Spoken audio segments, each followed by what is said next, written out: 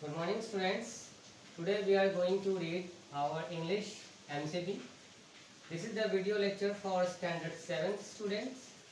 Today we are going to discuss our chapter 3 whose topic is engine trouble, written by R.K. Narayan, and it is on page number 14. It is our first video part and this is our book. So from this book we are going to read page number 14. Okay. So let's read the story, students. There came to our town some years ago, said the talkative man. एक बहुत ही बातूनी व्यक्ति लोगों से कह रहा होता है कि वो हमारे शहर में बहुत साल पहले आया था, कुछ साल पहले आया था. A showman owning an institution called the JIT Land. एक सर्कस वाला आया था हमारे शहर में जिसके सर्कस का नाम था JIT Land. Overnight our Gymkhana grounds became resplendent with banners and streamers and colored lamps. और रातों ही रात हमारा जिमखाना ग्राउंड सभी तरह के टेंट, बैनर और स्टीमर से भर गया. रंग बिरंगे लैंपों से, स्टीमर से बिल्कुल हमारा जो जिमखाना ग्राउंड था वो बिल्कुल रातों रात एक सर्कस के सेटअप में बदल गया. Giant land provided us with all sorts of fun and gambling and slide shows. Giant land में हम लोग अनेकों तरह के मज़ा का आनंद ले सकते थे. वहाँ पर हम लोग गैम्बलिंग कर सकते थे और अनेकों स्लाइड शोज देख सकते थे. For a couple of annas in each boat, we could watch anything from performing parrot to crack motorcyclist looping the loop in the dome of death. यानी कुछ आनों की मदद से हम अनेक परफॉर्मेंस देख सकते थे. कुछ आनों की मदद से हम तोते का खेल देख सकते थे और मौत के कुएं में कैसे लोग गाड़ी चलाते हैं यह भी देख सकते थे. There was a particular corner of the show which was in great favor.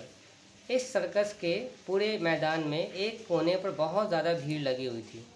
Here for a ticket costing 8 annas you stood a chance of acquiring a variety of articles.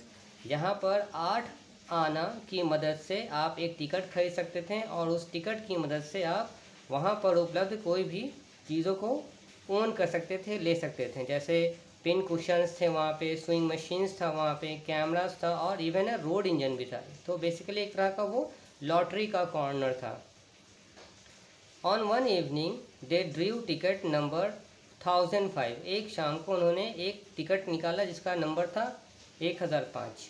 And I happen to own the other half of the ticket. और इस ticket, ये जो ticket था वो मुझसे संबंधित था. Glancing down the list of articles they declared I became the owner of the road engine. और वे लोग उस तरह से, और उस टिकट पर वो जो टिकट था वो मुझसे रिलेट करता था. They declared I became the owner of the road engine. और उन्होंने यह डिक्लेयर कर दिया, ये सुनिश्चित कर दिया कि मैं ही रोड इंजन का विजेता हूँ. रोड इंजन जो रोड रोलर होता है वो देखिए, here in the pictures you will find this is called road engine. ठीक है, इसी इंजन की कहानी है और लॉटरी में उस व्यक्ति को ये इंजन मिल चुका था, वो इसका मालिक हो चुका था. तो आइए कहानी में आगे क्या होता है ये पढ़ते हैं.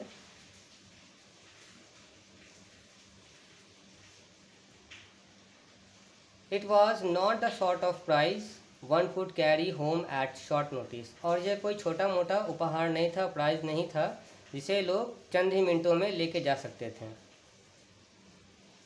I asked the showman. I asked the showman if he would help me to transport it.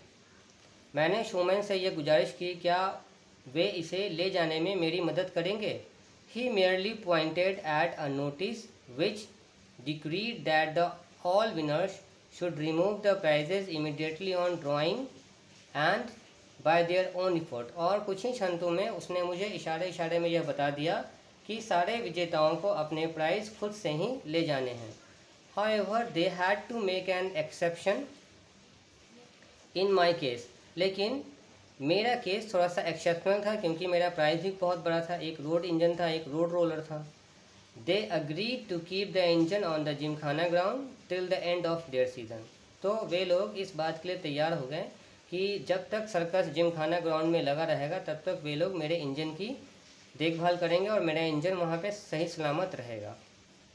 And then I would have to make my own arrangements to take it out, और उसके बाद मुझे अपने खुद से उसे ले जाने के लिए अरेंजमेंट्स करने होंगे। My friend and well wishers poured in to congratulate me on my latest एक्यूशन।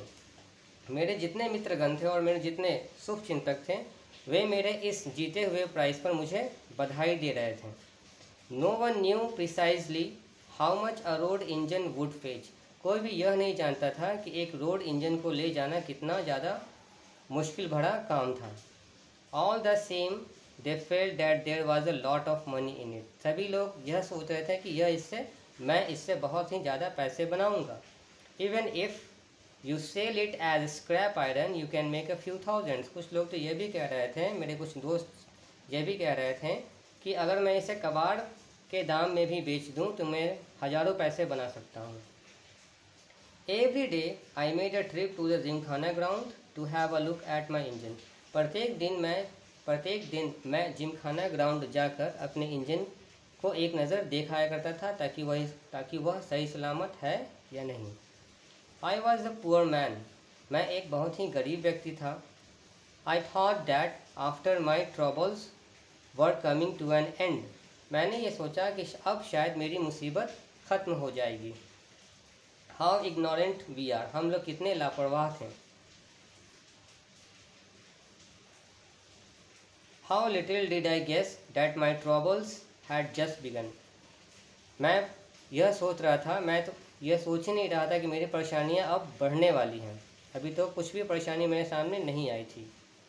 When the showman took down his boots and packed up। जब सर्कस वाले ने अपने सारे टेंट्स को समेट लिया और वहाँ से जाने के हुए, I received a notice from the municipality to attend my road engine। तो मैंने म्यूनसिपैलिटी से मुझे लेटर मिला कि मुझे अपने रोड इंजन को वहाँ से हटाना है। When I went there the next day I looked forlorn with no one about।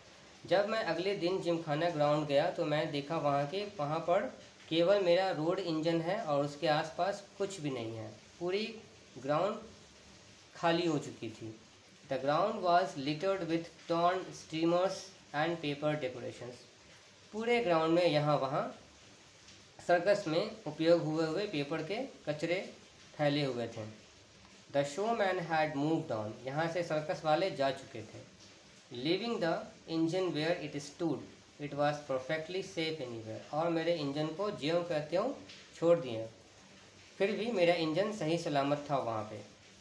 I received a notice from my municipality ordering that the engine be removed from the ground at once. Municipality से मुझे यह notice मिला कि मुझे अपने engine को जल्द से जल्द वहाँ से हटा लेना है।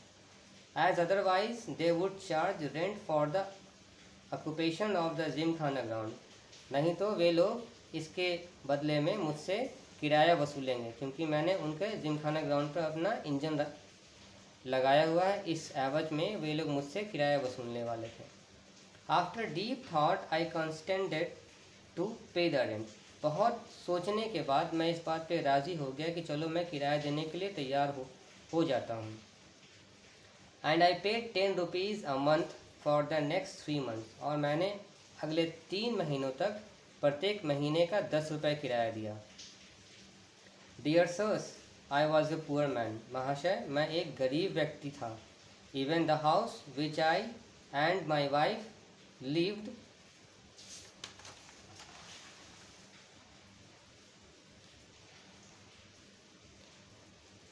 occupied cost me only 4 rupees a month। तो मैं जिस घर में अपने पत्नी के साथ रहता था उस घर का किराया भी महीने का 4 रुपया था, और इस इंजन के लिए मुझे 10 रुपये किराए महीने के देने पड़ रहे थे।